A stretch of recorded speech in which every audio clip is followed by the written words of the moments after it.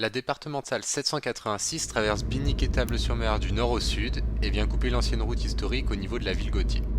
Ce croisement provoque un point d'inflexion, un lieu propice à développer une centralité.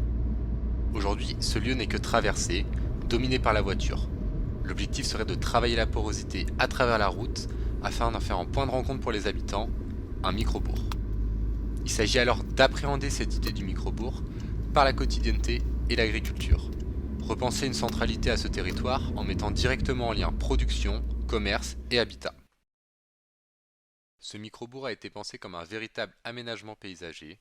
L'infrastructure routière, les espaces agricoles mais aussi naturels font partie intégrante du projet. Il s'agit aussi de dépasser l'opposition entre espace productif et public. Autour de cet aménagement central, 3 courées viennent abriter des commerces, des logements ou des bâtiments agricoles. Ce projet conséquent s'implanterait dans le temps, le pôle productif de la ferme et quelques commerces donneraient l'impulsion. Dans les années à venir, les changements climatiques et l'exode urbain entraîneraient une augmentation de la population, amenant un besoin grandissant de logements et de commerces.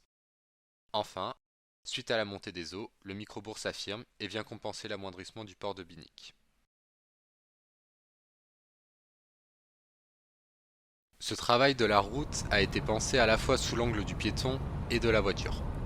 L'objectif de cet aménagement est, pour la voiture, de produire un ralentissement concret et psychologique sans l'entraver pleinement, et pour le piéton, de rendre la route accessible, que ce soit pour la traverser ou la longer. Il s'agit de prendre appui sur l'infrastructure actuelle pour créer une nouvelle forme de rond-point. Notre objectif n'est pas un nouvel aménagement, mais un réinvestissement de l'existant. Le terre-plein central deviendrait un prolongement des activités de la ferme. L'idée est de donner à voir une route passant au milieu d'un verger et non pas deux vergers séparés par une route. Le microbourg se décline en 3 courées singulières qui lui permettent une attractivité quotidienne. À travers le scénario type d'un habitant, il s'agit d'appréhender la vie du microbourg et l'occupation de ces 3 courées au fil de la journée. La première place à se développer est la place Impression Soleil Levant. De part et d'autre de cette place s'organisent petits commerces et logements. Le complexe fait coexister 3 seuils d'intimité. Tout d'abord, la place et ses commerces sont ouverts et accessibles. Puis, des percées piétonnes entre les bâtiments plus intimes mais publics permettent d'accéder au jardin privé et à la serre. Enfin, une mise à distance des rez-de-chaussée des logements par la végétation permet de les rendre inaccessibles. La place propose aussi un préau pour pouvoir s'abriter de la pluie ou se protéger du soleil.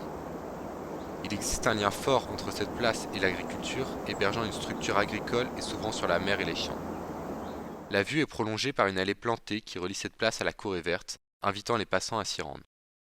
On peut imaginer y venir un matin, acheter un croissant et un café, puis s'asseoir sous le préau pour y contempler le soleil se lever sur la mer. Cette courée se situe au cœur du tissu pavillonnaire.